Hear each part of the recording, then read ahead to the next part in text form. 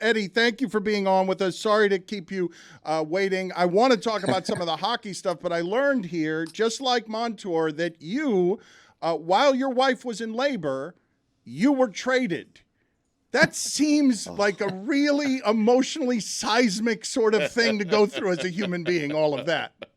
Yeah, Dan, great to be with you guys. Thanks for having me. And just for the record, when that did happen, and just full disclosure, fast forward, my wife and I will be celebrating our 35th wedding anniversary on August the 6th. So if she didn't leave me then. Very good. Eddie.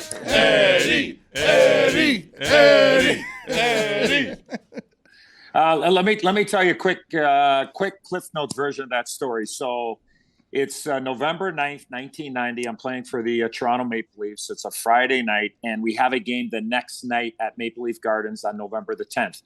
Back then, I didn't have a cell phone. I mean, I like Maxwell Smart, pull off my shoe, and call Agent 99 or whatever. And but so I used the regular landline phone, and I called the team. I said, look, I called the PR guy.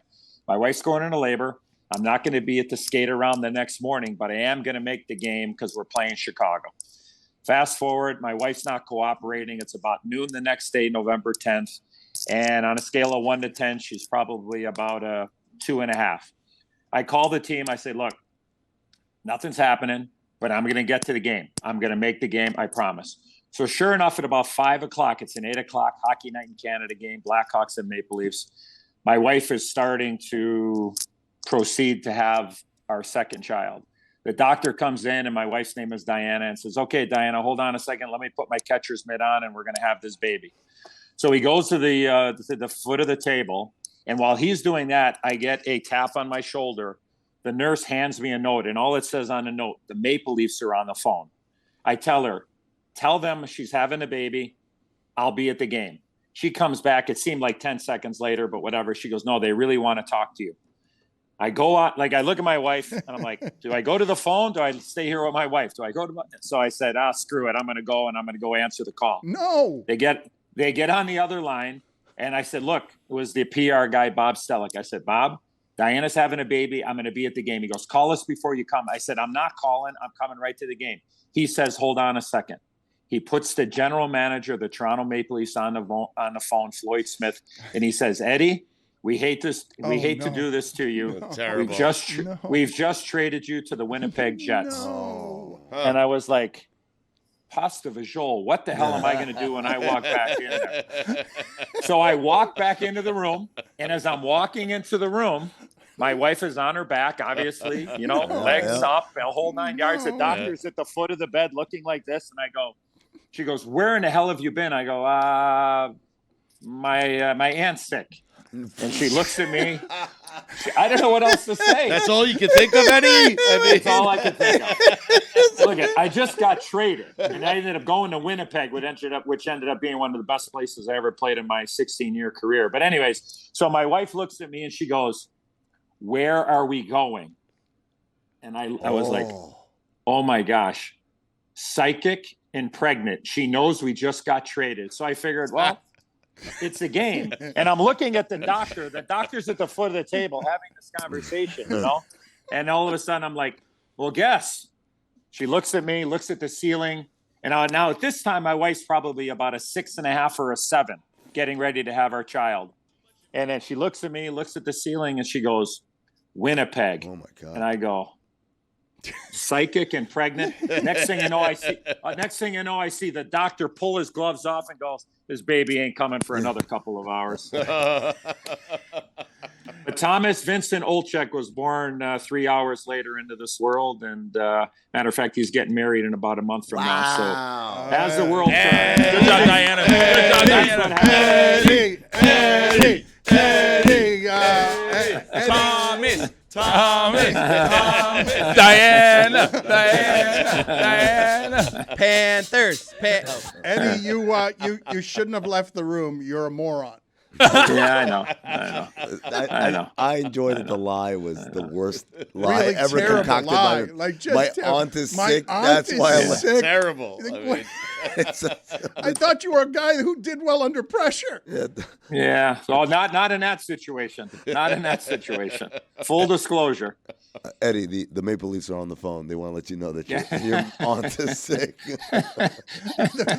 You left the birth of your child for a PR guy. Yeah, That's where I your did. priorities were at the I time. did, and I tell, and every time we have that, every time my son has his birthday, and we have a good laugh and a good chuckle, and most players today can't believe that the general manager actually pulled me out of the delivery room.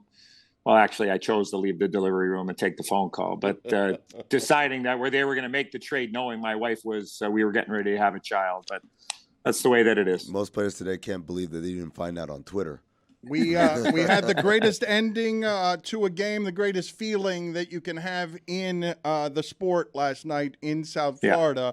And I want to know, from your historical perspective, can you please explain to me where the Panthers reside as a surprise in your sport, and how weird it is that they're still kicking around somehow in the face of some formidable odds? Yeah, I mean, with the roller coaster year that they had, Dan, and, obviously lots of changes, massive change, considering how great of a season that they had 2 seasons ago. And then the major letdown in last year's playoffs, getting swept to Tampa Bay, bringing in Matthew Tkachuk, which has been, I mean, look at, a lot of people talked about, trades, we will evaluate the trades in, a couple of years and see how players adapt and whatever. No. Florida won that trade hands down. I mean, you talk about legends being made right before all of our eyes. I mean, Matthew Tkachuk has had 2 back-to-back unbelievable regular seasons. But this playoff, this is what legends are made of. I don't care what sport it is. You could have great regular seasons, but if you show up in the playoffs and you go the other way, or you just kind of be seen and not heard, you see him, you hear him, he steps up on the biggest stages. I played with his dad for many years in Winnipeg, by the way, his dad, Keith Tkachuk. So I think with this team is that they will not be denied. They're very resilient. I think that 9 or 10 days off, Dan, really, really hurt them in their first couple of games in Vegas. I think at times they found their game.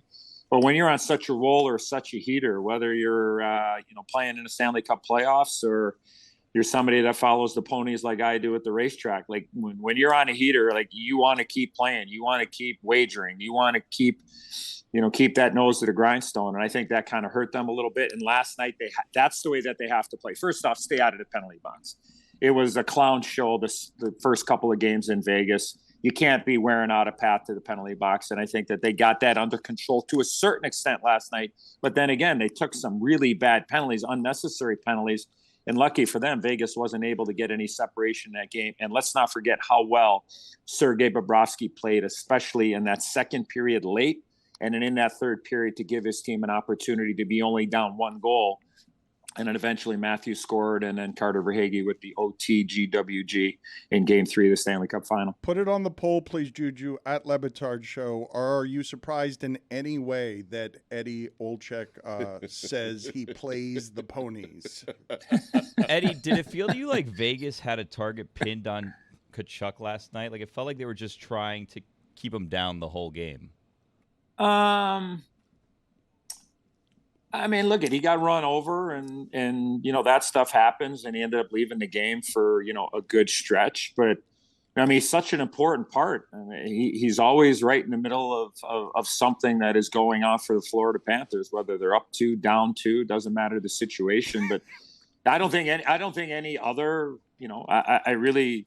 I don't think it's anything out of the ordinary. I mean, Vegas is a big, heavy team, and they're very selective. I think that's the one thing that's been a difference in the series, more so the first couple of games than last night, because I think Florida was better at it, is that not necessarily running out of position to make hits, because when you run out of position, there's a good chance that somebody else is going to be open behind you. But Matthew Tkachuk is around every play, regardless of what's going on, and he has that ability to as I like to say, talk a stamp off an envelope, and sometimes it gets under the people's skin. And if some people don't know what a stamp in an envelope is look it up on the World Wide Web.